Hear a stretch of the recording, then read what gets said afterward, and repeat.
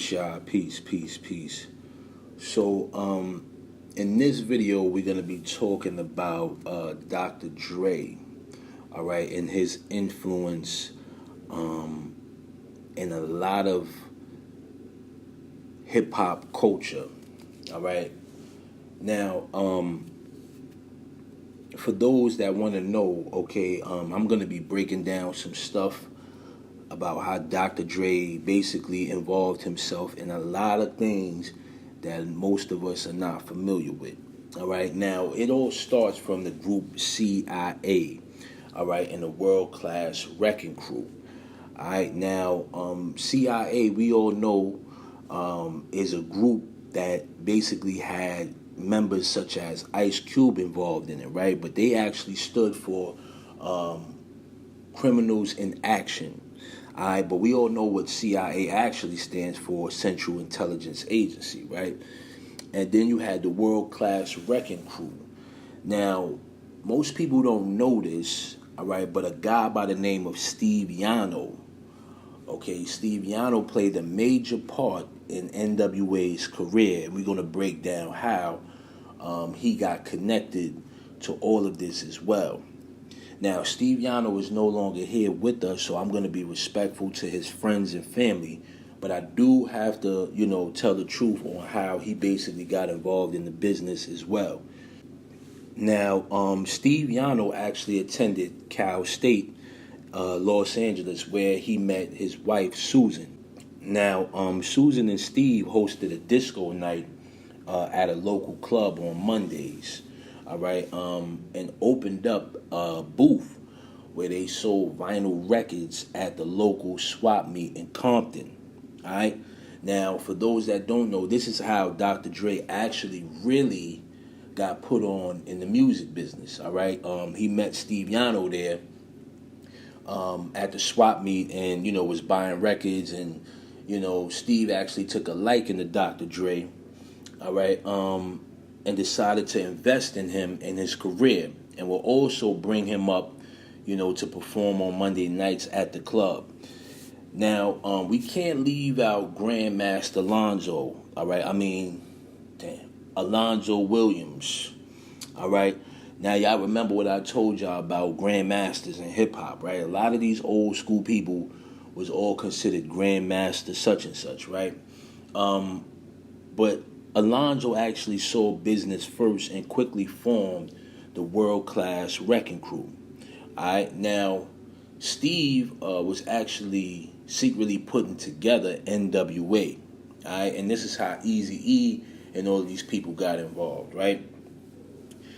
Now Eazy-E asked Dr. Dre to set up a meeting with Steve Yano, all right, and they put their money together to actually cut a record through Eazy-E's Ruthless label. Now, for those that don't know, Eazy-E was the forefront. He was the breadwinner.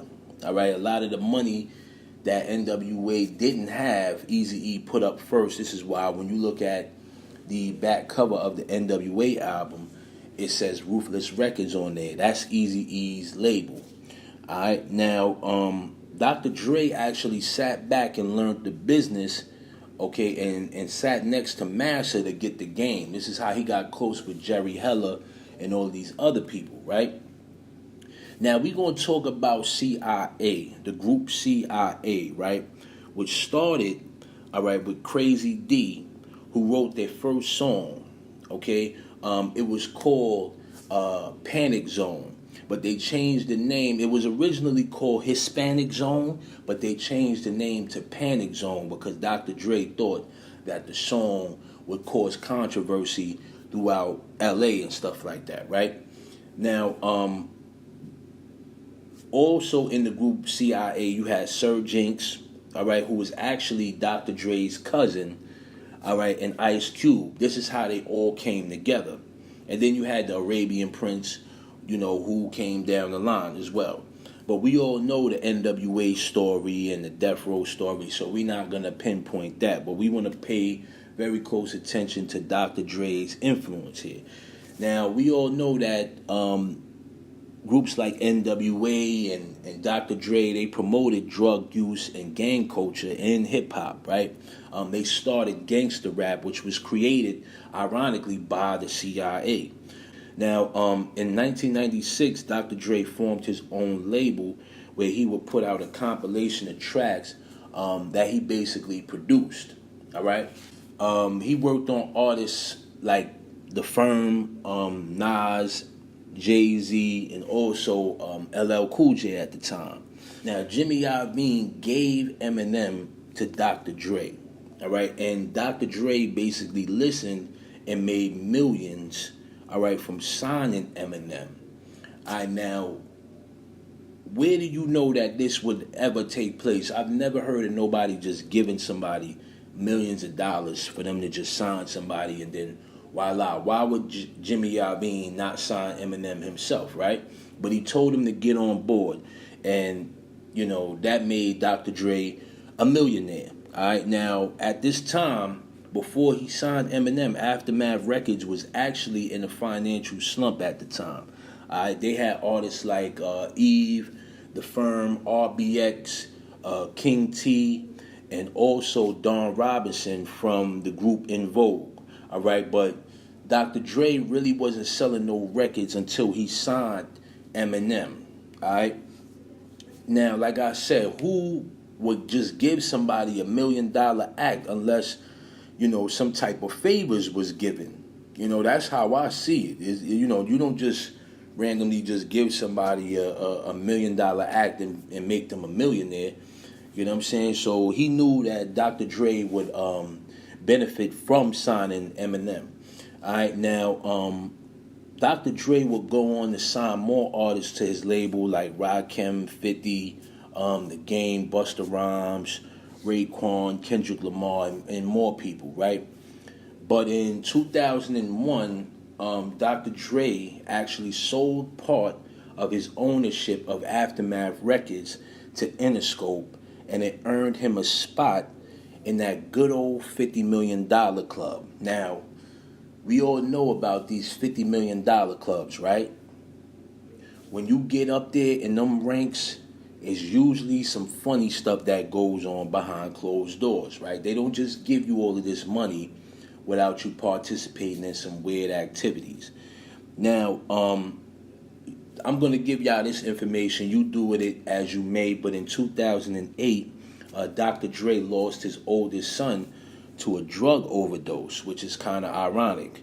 All right, and then just 4 years later, all right, in 2012, Dr. Dre was named the highest paid rap producer, earning $270 million off his catalog alone. Now, we all know the Beats deal made him a billionaire, right? Once Apple bought the Beats for $3.4 billion, that put him in the category of being a billionaire, all right? Now, here's something that you may not know that I found to be very interesting, right? Now, in 1995, Dr. Dre has started the Burning Man event, okay, that takes place every year out there on the desert in Las Vegas. Now, for those that don't know, this is a ritual that takes place every year, and these people are weird that go out there and involve themselves in this, right? But in 1995, Dr. Dre found a location, all right, to shoot Tupac's video, California Love. All right, now, if y'all pay attention to this video, you see people are dressed up the same way that they would be dressed up, all right, at the Burning Man events. All right, all of these freaky costumes and stuff like that. Dr. Dre was the first person to basically find this location and start the Burning Man event. All right, now I'll give y'all a brief detail of what Burning Man basically is. It's basically a festival, all right, where people meet to perform ceremonies, all right, of a burning man. Basically a mock sacrifice, if you want to be technical.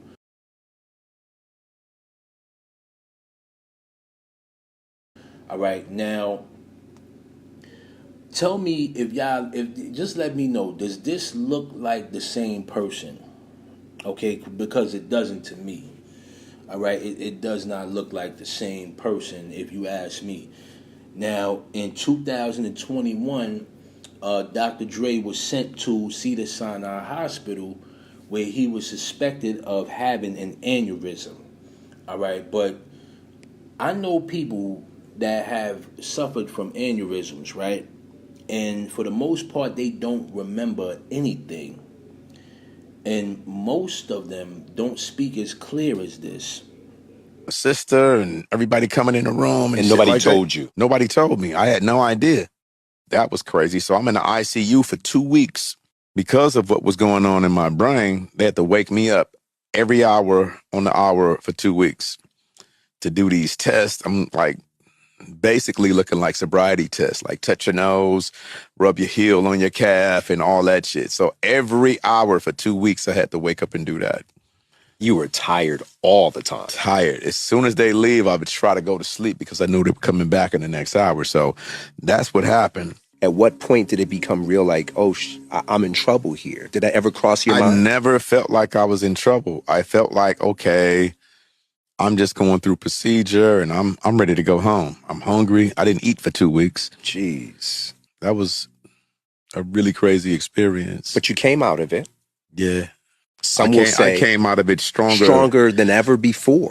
Now, the same day he was rushed to the hospital, his house was actually burglarized. Now, this is just my opinion. I'm not saying that this is true. This is just my opinion. But during those times of COVID, when a lot of those people's houses, I'm speaking about Hollywood people or music industry people, during those times, during COVID, a lot of those people's houses were being burglarized. And I just thought to myself, maybe they were hiding some type of weird tapes, because you're seeing a lot of this stuff come out now, right? And, you know, you have people like Clarence Avant, you know what I'm saying, the godfather of music, whose home was also burglarized, all right? But his wife just mysteriously was killed. Nothing was taken. His wife was killed, right?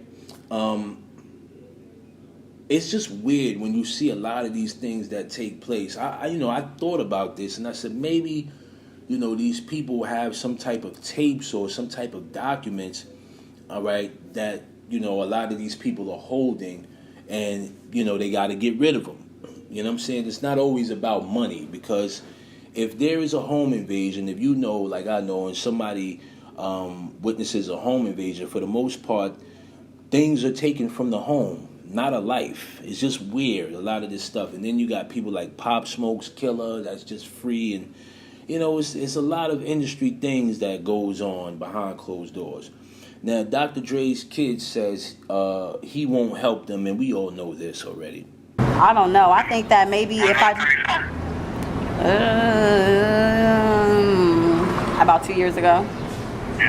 Yep. So he doesn't want you to get to a game. That's what he said. He was banging on the wall, like had his hand put up against my mother's wall in the living room, and I came at him. I was like, Pops, you know, I know you probably on some other stuff right now, but I respect everything that you do, and I want to do the same thing, you know what I'm saying? And he's like, no. He just shook his head like, no. And he said no, and I was like, why? And I ran into my mother's room like, Mom, would you tell him that I'm really, you know what I'm saying, good at what I do, and I'm trying to do it? And he wasn't trying to hear nobody at that time. I don't know if he wasn't feeling it at that moment, but to my knowledge is he probably want to see what I can do.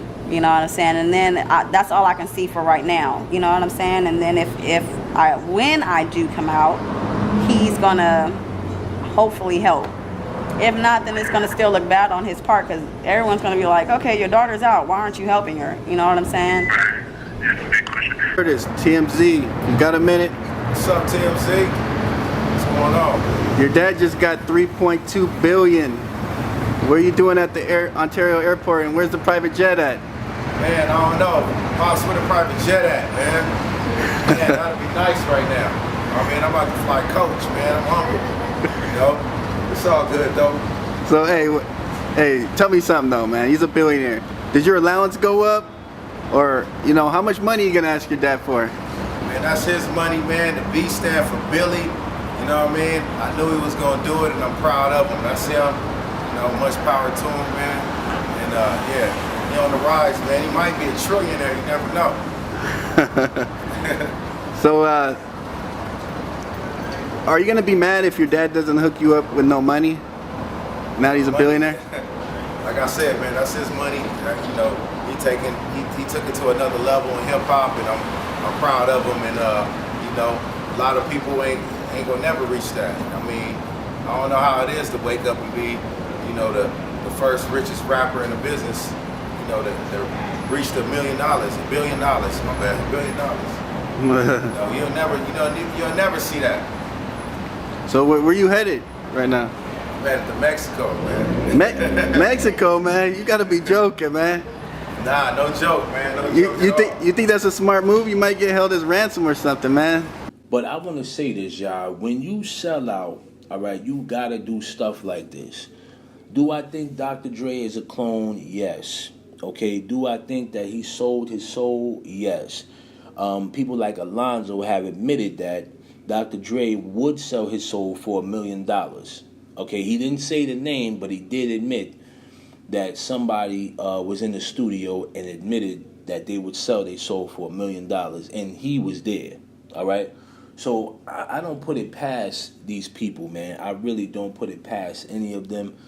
And it's just crazy when we see a lot of this stuff in the industry, man, how a lot of these people are connected to this, man. So I thank you all for being patient with me, those that are patient.